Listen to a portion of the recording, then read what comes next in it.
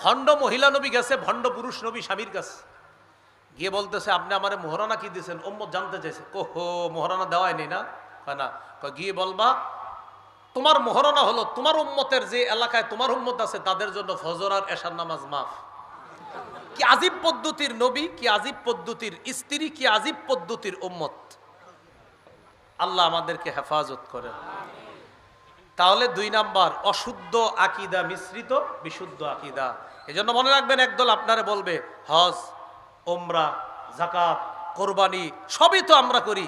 আপনি বলবেন ঠিকই তো, সবই করেন, এরপরেও হুজুররা আপনি করে কাফের কয় কেন? রহস্যটা বুঝতে পারতেছি না। তখনই আপনি বলবেন রহস্য হইল সূরা আহজাবের 40 নম্বর আয়াতের অনুবাদটা আমারে শোনান।